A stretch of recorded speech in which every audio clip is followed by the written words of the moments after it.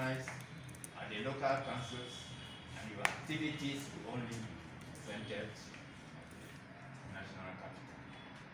That will not give you enough strength to impact positively on your target.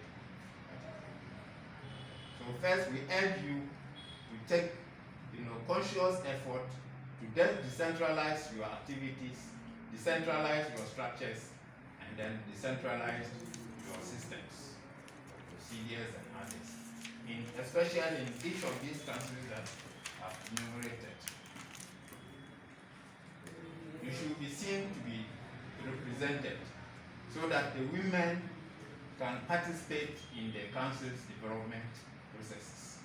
It is then that you can transmit all your capacity and all your resources to empower the women over there. And it's good to inform you that in all these councils, the central administration as well as some CSOs are operating in these councils. And the CSOs in particular have activities that target women. They deal with women farmers.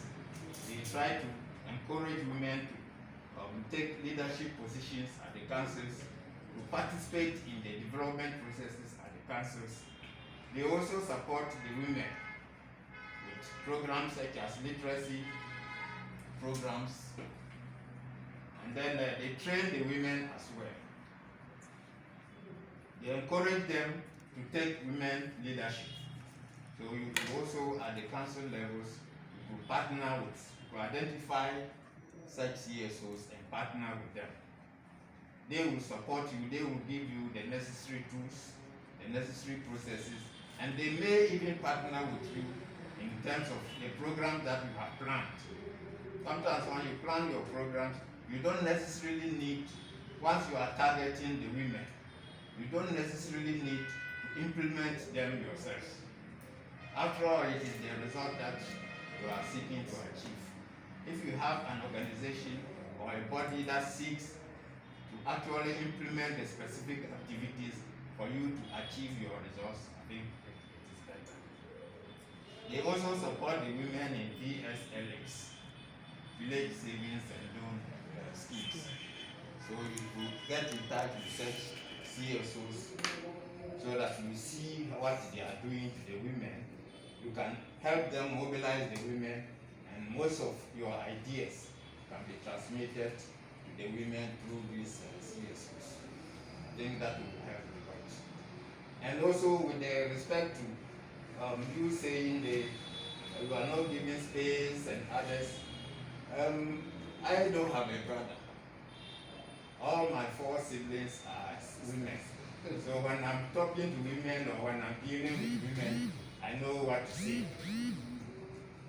Have it at the back of your mind that giving space, political space, economic space, and others, you see, they are not given to women on the silver platter. The men, because it has something to do with safety and security.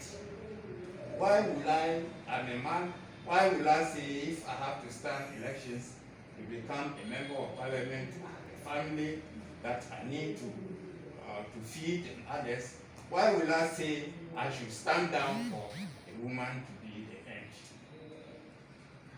So if you are coming to compete with me, come well prepared. That is how what I urge the women. If you feel shy, you will have yourself to blame. If you feel timid, you will have yourself to blame. So whilst you are asking for the space, politically, administratively, and in leadership positions, get yourself prepared. Because it is a rugged terrain and you must be prepared to face whatever consequences there are within those terrains. That is what I always urge my sisters to do. If you are going in for something, you need all the necessary assistance as you are asking. And it is good, I'm sure you are prepared to work and to rub shoulders with the men. If you are giving, be sustainable in whatever you are doing, and be prepared to go the extra mile. I think just first presentation we made concerning the availability of women's forum within the Decentralization. yeah. When I read my brief background on the women's forum, I said women's forum, we have 350 registered groups all over nationally, regionally, districts, and chief dominations. Even in our executive, we have president, vice president one, the fifth, and then vice president two is from Falaba. Yeah. Unfortunately, I had gone out. And then we have our coordinators, regional coordinators. We have regional coordinators in each region. And then we have district coordinators in the 16 regions. And then we have children coordinators also. So whenever we do have programs, we always go, we use those in different regions and in the districts. We don't take people from here to there. So we work closely. If you go all over Sierra Leone, you just ask about women's forum, and it's the women's forum this year. So that is. Thank you very much. Good. Let me now take. Yeah. All right. Okay. Thanks very much, Mr. Sweden. Now remember that the new leadership was presented to the head of state. Yeah. You talked about it. And on the same day, I received, these beautiful pictures of you posing with the president. Yeah. From a lady called Fatimata of the Falaba. She is the Yeah. Because Yeah. they signed an agreement with the EU some few weeks ago, a few months, 2 months ago. Yeah. Now. They were implementing a project focusing on women in Falaba and also on people with disabilities in Falaba. Now I'm able to remember. I saw this beautiful She's my vice president picture. too. She's the vice president Yeah. for that particular region. Huh? Or For she's national for the office. national. Yes. Oh, The national. all right. Good. Good. Now let's hear from Henry. Briefly on some of the activities that we've done, including capacity assessment in the councils. Okay, thank you very much. This is something that I enjoy being in the company of civil society. That's my background. When I left college, I worked for a campaign and I've always gone back to assist. In this project, one of the first things we did was to undertake a capacity building assessment. And one of the key findings that was glaring was the participation of women was marginal in the councils. I guess it's something you can easily advocate. You can gain some grants on it with the deputy minister being there. The participation of staff, there is no affirmative action, as you know, or equal opportunities program that will give women more opportunity. So for instance, for me, when I lecture at the university, I take special interest in my female students, particularly some of those who are coming from marginal communities like Fulais. I personally address the issue of the importance of their participation and why I want them to take seriously their being at the university, because they are representing all of those people. You must have gone to graduation ceremonies. The interesting aspect is that you see a lot of people who come there who are women, but they are mostly the uneducated women. You see rooting for their children.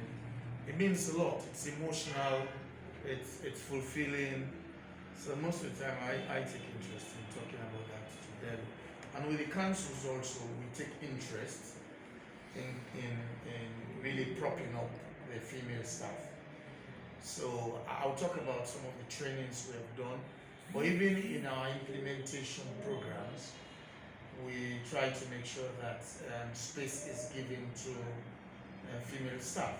For instance, we are very pleased in Bombali, we have a female chairperson and chief administrator, which is the second. The one is in Bo. You understand? And like Sule was saying, getting to the top is not free. You understand? Nobody lets you in for free, especially we as men, we have enjoyed the power of being there. You understand? I take a very progressive look at life. But sometimes, even myself, I go home and tell my wife, I say, see this thing here? Sometimes, maybe those people in Saudi Arabia, they are enjoying, you know what I mean? So I tell my wife, I say, we are suffering.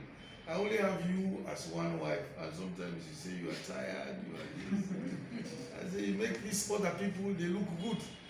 You understand, Julius? My brothers who are not educated like me, they have 8 wives. You understand? And sometimes you make me feel as if I've chosen the wrong ideology. I said, but I believe in this. I believe in this, genuinely.